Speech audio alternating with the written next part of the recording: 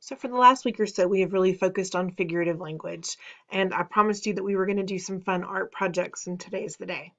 Um, I want to remind you about two different types of figurative language that we've discussed this week. And the first one is idioms. So idioms, if you'll remember, are when we have phrases that if you just look at the separate words, they mean one thing. But if you look at the phrase altogether, they mean something else entirely. And my favorite example of this that I've used with you already has been it's raining cats and dogs. We all have experienced rain before. We've all seen a cat before. We've all seen a dog before. So if I put what I know about those words, raining cats and dogs, together, then what it sounds like it means is that if I walk outside, cats and dogs are falling from the sky. That's dangerous.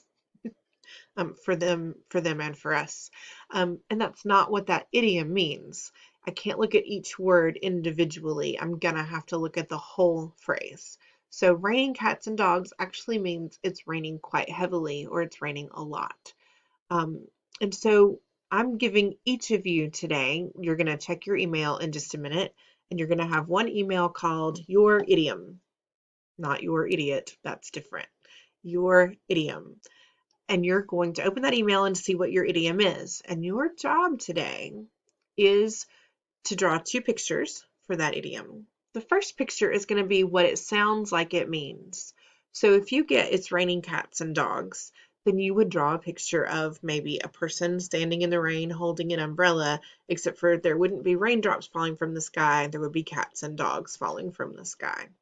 Because that's what it sounds like it means. On the other side of your paper, you're going to draw another picture, and you're going to draw what it actually means. So raining cats and dogs actually means it's raining a lot. So you could draw the same person holding the same umbrella and tons and tons and tons of rain, maybe puddles all over the place, to show that it has rained a lot. So one page, one piece of paper, and on one side you have what it sounds like it means, and on one side, so your paper has been folded in half, and on one side it's what it actually means. So that's your idiom, your illustrated idiom art project. That's project number one. Let me say this about it. If you get an idiom that you don't quite understand what it actually means, email me. I will help you. I promise. I will not let you fail this assignment. Okay. Um, then you're going to have a second email, and it's called your onomatopoeia. Now, we did onomatopoeia at the end of last week, and we talked about how those are words that the word itself makes the sound it's indicating. For instance, meow. If you ask any toddler on the planet, what does the cat say? Most of them are going to say meow. Meow is a word. The cat meowed.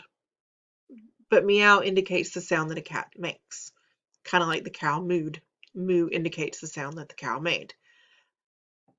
This may be my favorite project of all, onomatopoeia art.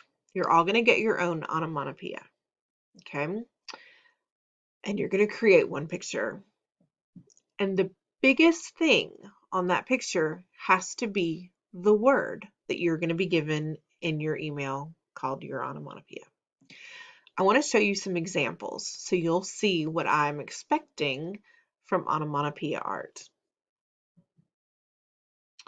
We looked at a few of these when we talked about onomatopoeia the first time, but I just want to remind you, please, please, please notice that the biggest thing in the picture is the word. That's one of the most important parts. In this word, drip, the person who drew it made it look like that the painting is made out of water because water drips. And you can see little drippings off of each letter. You can see that the I don't know, the negative part of the letter, the part that's missing, is made to look like a teardrop in the D and in the P, and the dot of the I is made to look like a drop of water for drip.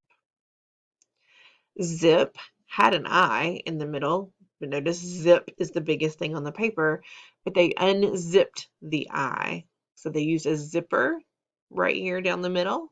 So that is how they indicated that this was zip. And then they put Z's all over the page. the roar. Biggest thing on the paper is the word. They just took one letter and they turned that letter into a bear's mouth, roaring.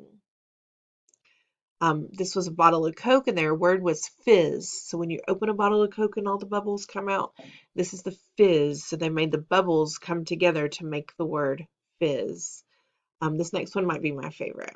This is all the others I found online or from other teachers that had done this. This one is from a former fifth grader, and their word was sizzle. And so they turned the L of sizzle into the bacon in the frying pan. But notice the biggest thing on the page was the word sizzle. So you're going to get a word and you're going to get a piece of paper and draw the word and have it indicate what kind of sound it makes. Somebody one year got the word oink and they took the O and made it a pig's nose. And then in the background of the word, there was a picture of a pig and it said oink. There's so many things you could do. These are just some ideas. I want you to do the thing you want to do. Okay. Let me show you what this assignment looks like. So here's our figurative language art assignment. Obviously, you've made it this far because this is where the video is for instructions. Now here are the instructions. You're going to go to the next slide and it says type your name here. So you're going to need to put your cursor there and type your name. And then whatever idiom I sent you to your email, you're going to type the name. We're going to type that idiom. So let's just say, oh, sorry, let me go back here. You're going to type, so my name is Ms. Gilbert and my idiom is it's raining cats and dogs. Now I have colored the picture on my own. So now what I need to do is open up the camera from my computer, take the picture, and then you can copy it. And then when you come here, you can click here and click Control V to paste it. And then you can drag it to make it fill up this whole bottom part of the page so that I can really see your idiom and I can see your picture because I'm super excited about that. When you're done with that, go to the next page, type your name again, type the word that I sent you, the onomatopoeia that I sent you to illustrate, type it here, then do the same thing. Open up your camera, take a picture, choose copy, and then come back here and Control V. When you're done, let me show you. Okay, so you'll notice that when you clicked on the figurative language art, Bailey, I'm being you again today. It already has your name attached to it. So you're going to click it open. This is where you're getting the video. So you've already been there. We're going to go actually to the next slide. Here's where you can type your name. So I can be Bob. And maybe my illustration was it's raining cats and dogs. And then I'll take a picture with my camera and I will copy and paste it here. Okay, I took a picture of myself earlier doing this, and I think that I still have that here. There it is. This was me testing out the camera. So once you copy and paste, Control V, it there, then you can move it around. You can only pull it from the corners because if you pull it otherwise, it's gonna make it weird. You can center it. See how that red line shows up to help me center it, and then it's there. Isn't that a lovely picture? I mean, it's beautiful. I don't want it to cover up the directions, so I'll make it a little bit smaller. There it goes. And I'm going to move it till that red line shows up again, so I know I'm in the middle. There it is. I can pull it down, and it's there. Okay. And then I can go to the next page, and I can say, okay, well, you have to put your name on every page because I'm going to use these and put together a presentation so you can see everybody's, even if you're not in school face to face. Okay, let's say my illustration was sizzle. Then I can copy and paste and put the picture of the sizzle picture there if it's my picture. Okay, if I paste now, it's just going to be that same lovely picture of me. When I'm done with this, I can go back to my classwork tab and view the assignment, and then I can click turn in. And once I turn it in, then it's telling me it's gonna send this to me. Don't worry, Bailey, I'm gonna fix that for you. And turn it in and I'm done. But don't click turn in until you're done. Okay. You can bring it back, you can unsubmit it and fix it, but it's just a whole lot then, okay?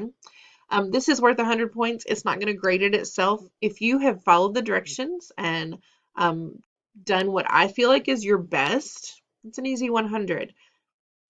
I do not expect you to be the best artist on the planet. I am not an excellent artist, but I do know how to follow directions, and I do know how to color, and I do know how to make sure that my picture looks like what I want it to look like. You may use stick people. Let me say that again. Use stick people. This is not an art class. This is language arts class. I want to see that you know the difference between what an idiom sounds like it means and what it actually means. I want to see that you can take an onomatopoeia and show what it sounds like through a picture. It's supposed to be a fun project, not a stressful project. I do not expect it to look like your 2-year-old nephew colored, your 2-year-old cousin, 2-year-old brother, 2-year-old nephew colored it. I expect it to look like a 5th grader colored it. I'm fine with stick people. Absolutely. There should be no white space on this paper. You should be coloring everything, okay? You'll go back and look at this, like the sizzle picture. There was no white space. Even the background was all colored in. That's what I want. More than anything is for you to do your best and for you to email me if you have any questions.